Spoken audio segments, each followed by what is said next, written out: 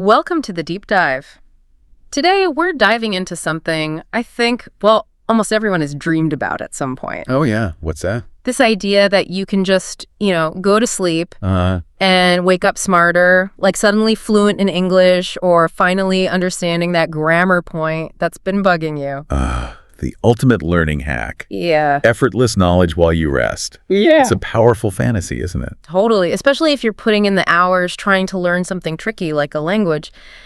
So we've looked at the history, the science, the source material. Right. And our mission today is pretty clear. Can your brain actually absorb new stuff while you're asleep, learn new words, new concepts? Okay, let's unpack this. Is it real or just wishful thinking? Well, it's a great question. And like you said, it's not new.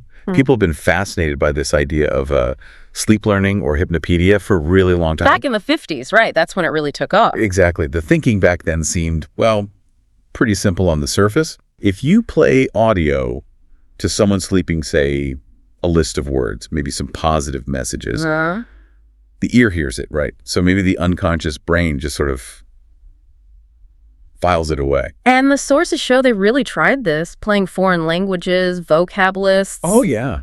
They were hoping people would wake up, magically improved. But it didn't quite work out like that, did it? Why did the idea stick around so much if the early results weren't great? I think it's just that hope, that desire for an easy path.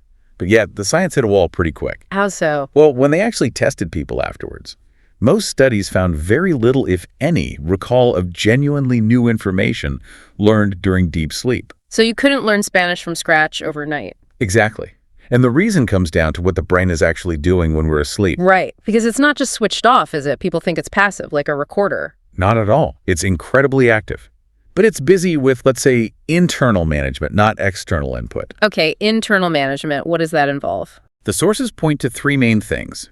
First, it's busy organizing the memories you made during the day, deciding what's important, what to keep. Sorting the files. Pretty much. Yeah. Second, it's cleaning house. Getting rid of weak or unnecessary connections, kind of like defragging your hard drive. Okay. And third, maybe the most relevant for learning, it's actually making deeper connections between things you learned while awake, strengthening the links. So it's not learning chapter 2, it's making sure chapter 1 is properly saved and understood. You got it. Yeah. It just doesn't have the resources, the right kind of processing power available for the complex job of encoding new information, like a totally unfamiliar word or grammar rule. So if the brain's busy with all that organizing and cleaning, It can't effectively learn something brand new from the outside. The conclusion is pretty solid. You can't learn complex new things in your sleep. If you've never encountered the word serendipity before, hearing it all night won't teach it to you. the initial learning, that first encounter, has to happen when you're awake. Precisely. That encoding step is crucial, and it needs consciousness. Okay. So the dream of effortless new learning overnight. Scientifically, that's a bust. It seems so. But hang on, you said the science gets interesting somewhere else. Yes, here's where it gets really interesting. Because while new learning is out, the idea of reinforcement is very much in. Reinforcement. Okay, what does that mean in this context? It means shifting from trying to teach the sleeping brain to helping it strengthen what it already knows. So like if I study some English words before bed. Exactly. Okay. Let's say you spend 10, 15 minutes on 5 specific words. You really focus on them. Okay. Then, if you hear those same words played softly while you sleep, your brain isn't learning them fresh. It recognizes them. It's like a little reminder. More than that, it actually seems to strengthen the memory trace, the neural pathway that you started building when you were awake studying them. That's fascinating. How does that work? Does the brain know the difference between a word I just learned and one I've never heard? It seems so. Modern neuroscience, using brain imaging, shows that hearing familiar material during certain sleep stages can reactivate the very same brain areas that were active when you first learned it. Wow. They call it targeted memory reactivation. It's like your brain flags that information. Oh, right, I saw this recently. This must be important, and gives it some extra attention during the consolidation process. So it's like the brain's running the highlight reel from your study session. That's a great way to put it. And that replay strengthens the connections, making the memory more stable, more permanent. So you can't learn a word you've never seen, Correct. but you can make the words you did study stick better. Absolutely. You can consolidate them, make them easier to recall later. It's not magic, but it's a powerful way to boost your learning efficiency. Okay, this changes the game then. It's not about finding a sleep learning shortcut. It's about optimizing how sleep helps memory. Precisely. Yeah. How do you prepare your brain to do its best consolidation work overnight? Which leads us nicely into, well, what can people actually do? We need to be realistic here, right? You won't wake up fluent. Definitely not. No magic wands. You won't suddenly master complex grammar. So the core idea is daytime is for the initial learning, the encoding. Nighttime is for making it stick, the consolidation. That's the perfect summary. And if you accept that division of labor, the source material gives us 3 really practical steps. Okay, step 1. Step 1 is absolutely key. Study right before bed. Why right before? Because you want that information fresh in your short-term memory. It needs to be readily available when the brain starts its nightly filing process. Makes sense. How long should you study? Keep it short and focused. About 10 to 15 minutes seems ideal. Review simple stuff, vocabulary words, maybe short phrases, easy audio clips in English. This flags it as important. So those last 15 minutes of the day are really high value for memory? What about step 2, during sleep itself? If we're not learning new things, why listen to English audio then? Yeah, good question. Step 2 is about exposure to relaxing audio. Think calm English podcasts, simple stories, maybe even positive affirmations in English. But if I'm not consciously learning... You're not learning vocabulary, no. But your auditory system is still processing the sounds. It gets your ear used to the rhythm, the intonation, the rise and fall of English speech. So it's like familiarizing your brain with the soundscape of the language. Exactly. It can make listening feel less foreign, less effortful when you're awake.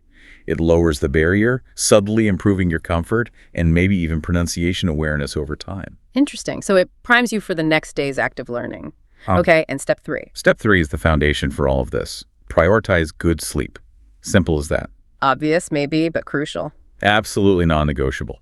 You can do the pre-sleep review, play the audio. Yeah. But if you're sleep deprived, that whole memory consolidation process just breaks down. The brain doesn't have the resources or the right state to do the filing. Correct.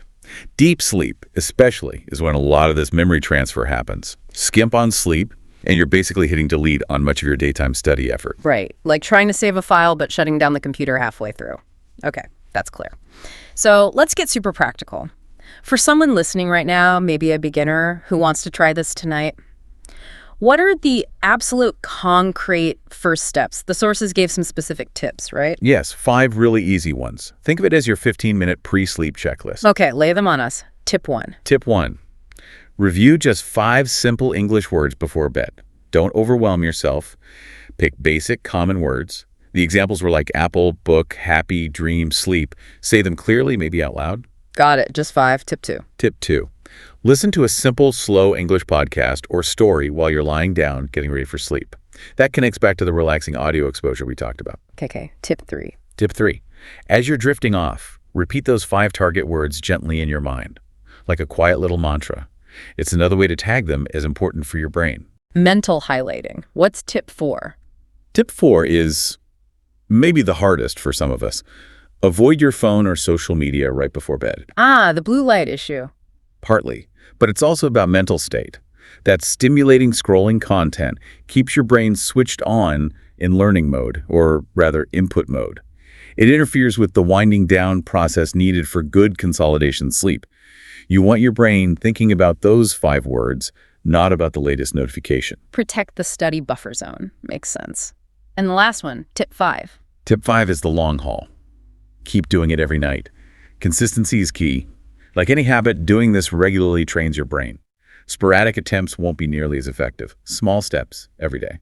Okay, so that's really actionable. Review 5 words, listen to something simple, repeat them mentally, ditch the phone, and stick with it. That's the core routine. So what does this all mean then? Let's sum it up. Well, the big takeaway is you can't magically learn brand new complex stuff in your sleep. Forget waking up fluent after playing a French course all night. Sleep isn't a teacher. right. But you can significantly improve how well you remember what you learned when you were awake.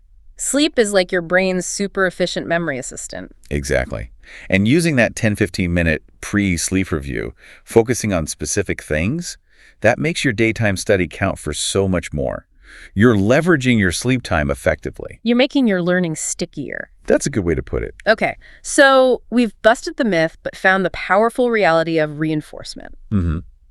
And, thinking about this, if strengthening memories is the key function here, it raises a final kind of provocative thought, doesn't it? Oh, go on. If we can reinforce simple vocabulary by focusing on it before sleep, what about reinforcing other things, like positive beliefs about learning? How do you mean? Well, could you perhaps intentionally focus on sentences before bed, like my brain remembers what I study really well, or English is getting easier for me? Could actively rehearsing those kinds of positive goals or affirmations actually train your brain during sleep to consolidate not just facts, but also a more positive mindset towards learning itself?